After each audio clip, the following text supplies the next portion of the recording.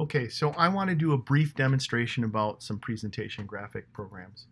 And there are two really that offer you the widest range of possibilities and effects and flexibility. And the two main ones that are out there are Keynote, which runs on Apple Macintosh only, and PowerPoint, which runs on Apple Macintosh as well as Windows-based machines. For both of these programs, you want to make sure that you have the full releases of them. Sometimes, especially for the Microsoft products, they have web-only versions, and those have some of the features disabled. So you do want to make sure that you have the full releases. So what I'm going to demo first is Keynote. Keynote, again, I avoid or I stay away from saying one program's any better than any other. Keynote has a very uncluttered interface. It's very good for certain things. Each one has its own strength or advantages.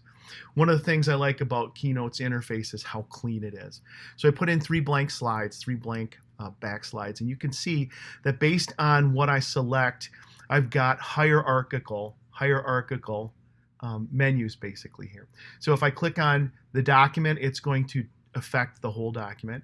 If I click on format, based on whatever I'm clicked on, I'm going to have format options to change here. So on this one, it's just a slide. When I move to this slide that has something on it, it's by default the slide, but when I click on the object, I can now start to see different formatting options based on the object. So really nice, really clean interface, primarily these three items across the top once we get into dealing specifically with animation. And that is what this video will be about.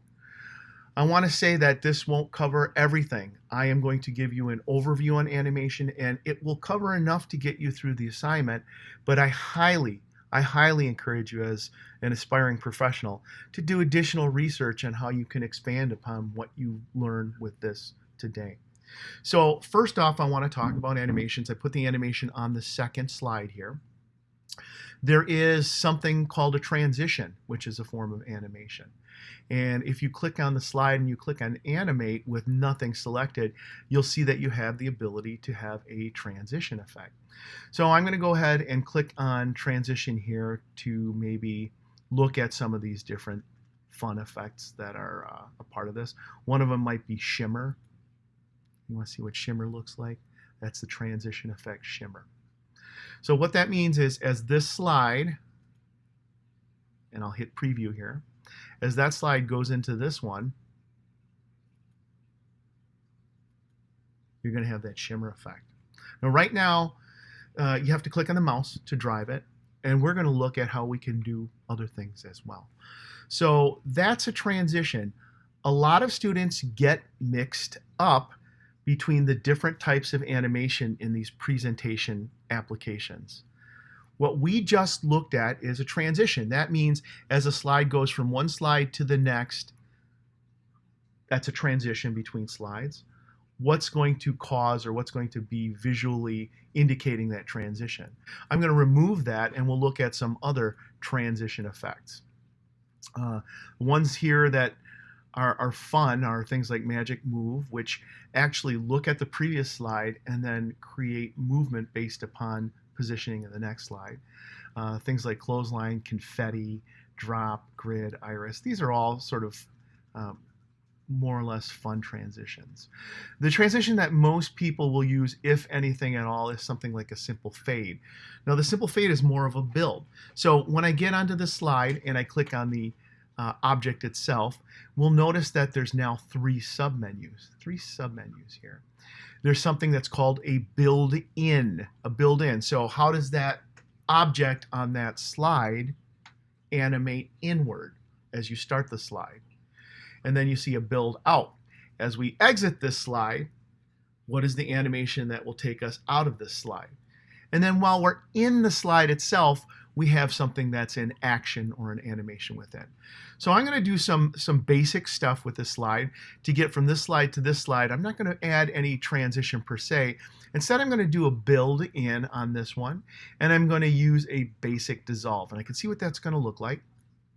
Okay, so it's going to appear there on the screen.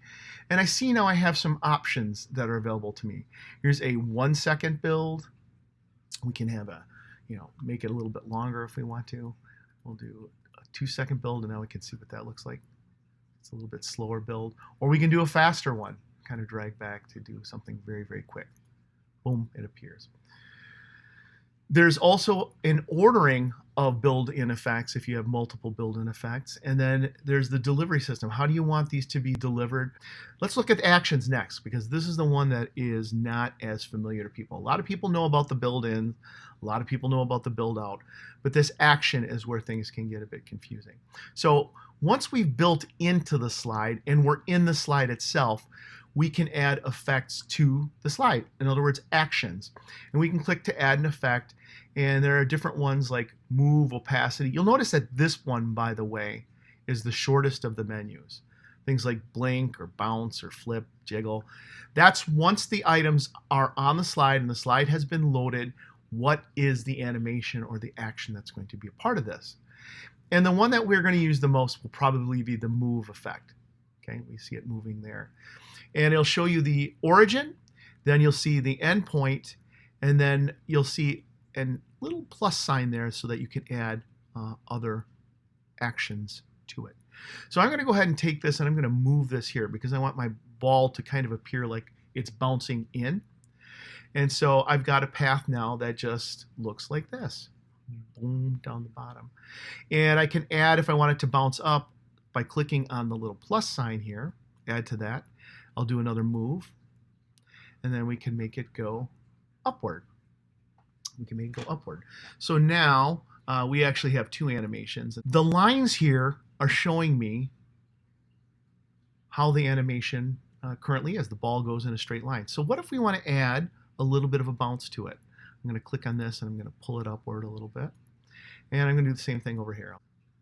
We have to go to build order too. All right. We've got the circle that's going to dissolve in. That's the first animation effect. The second one is the move to here. And this third one is the move upward. Now I want to bounce the same way. I'm going to click and drag on that point. And maybe I have the arch just a little bit different than this one. This one maybe bounces in slightly different. So now we can kind of preview this effect. And I'm going to go ahead and click on preview. And we can see how the ball is coming in. See, it's sort of more of a curve this time around. All these effects can be controlled as far as the sequence and the order. So we know that build in is when a slide comes in. We know that action happens while the slide is being viewed. And the build out is as we go out into the next slide. So the first thing that's happening in this, and this is the order, is that the slide will basically dissolve in. And we currently have that set to about a 0.3 second build. That's fine.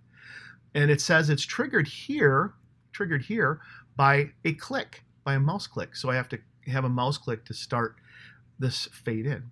The second one is the move. So it's going to, after it appears, it's going to go down here and bounce. And it's also triggered by a click. Well, I don't want it to do that. I want it to happen automatically. So I'm going to shift to after build one, and you'll notice it joins it to that.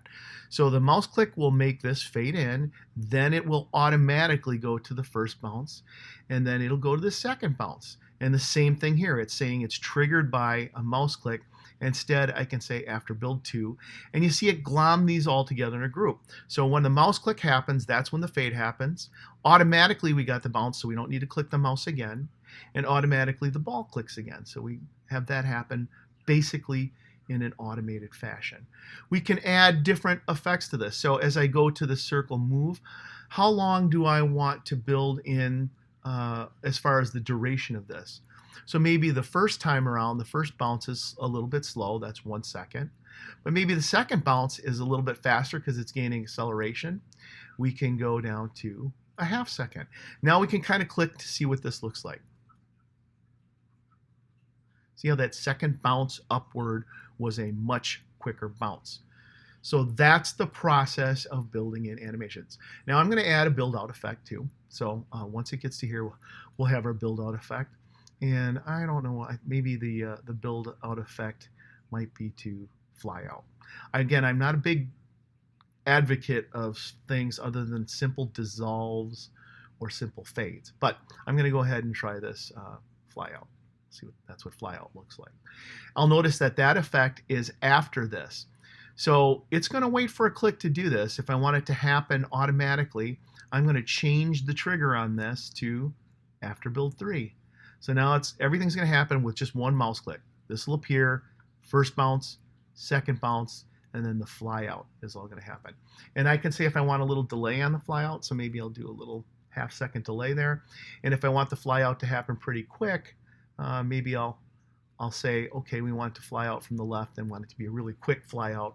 I'll change the timing of this. So let's take a look at the slideshow as we have it. We'll start out on slide 1. I'm going to go ahead and click play.